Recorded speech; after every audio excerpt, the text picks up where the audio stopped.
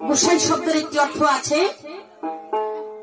আমি বলবো অন্ধ জগৎ হইতে যে ব্যক্তি আলো জগতে পৌঁছাইতে পারে,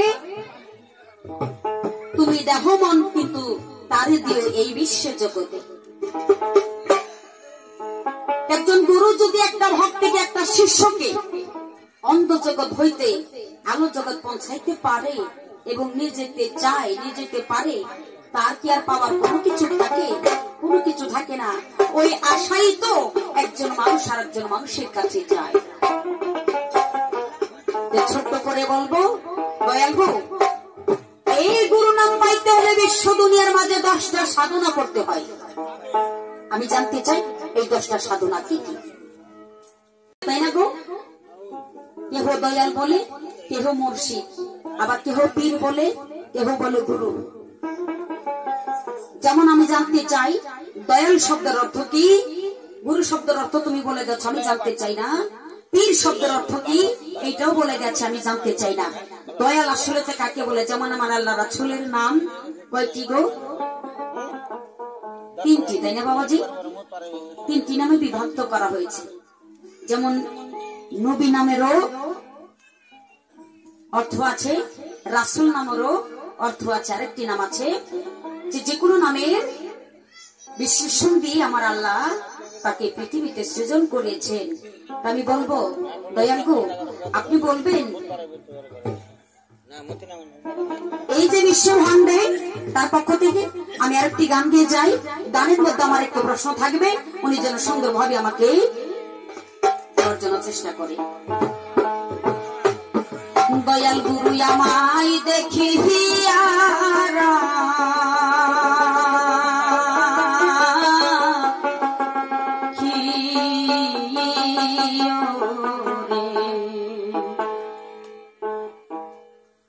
ওরে ভজন শূন্য দেহ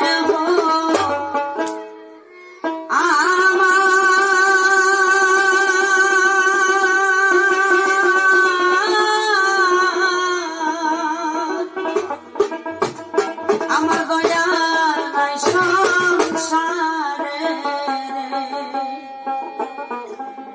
দয়া গুরু হুয়া মাই দেখিয়া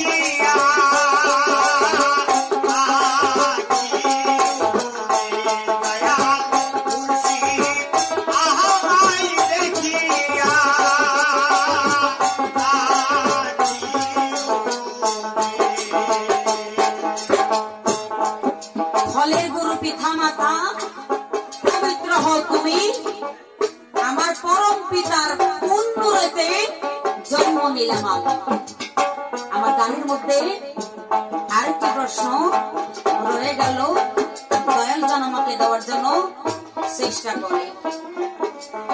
আরেকটি প্রশ্ন থাকবে আমার গানের মধ্যে, 2-3টে প্রশ্ন থাকবে, উনি সুন্দরভাবে আমাকে দেওয়ার জন্য চেষ্টা করে।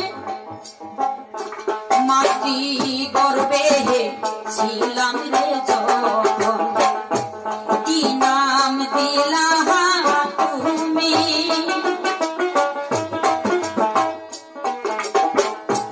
মাতৃ গর্বে ছিলাম রে যখন কি নাম দিলা তুমি হাইরে তোমার যে বহু রঙ্গ রূপ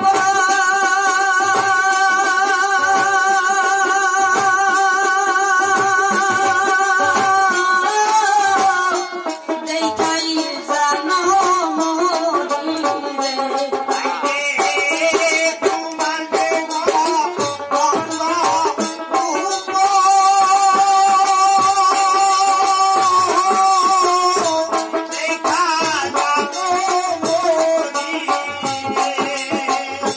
হাইরে তোমার যে বহু রঙ্গ রূপ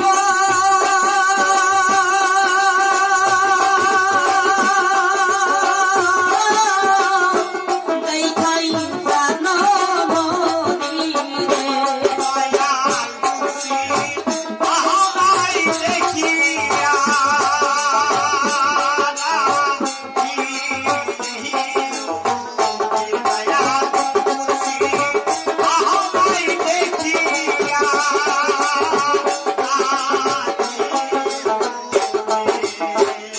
হাইরে ভজন শূন্য দেহ আমার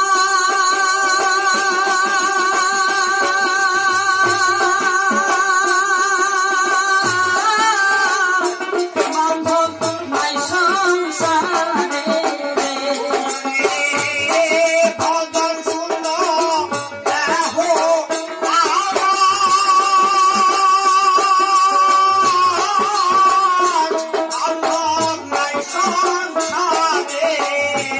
আমার ভজন শূন্য দেহ আমার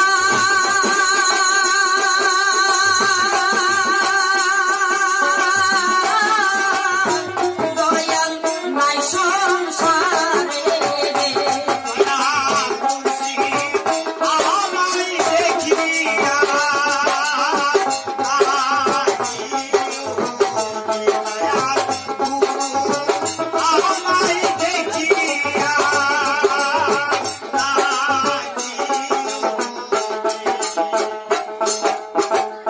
তবে যা হোক আসর যত ছোট হয় তত ভালো লাগে আশা করব আমি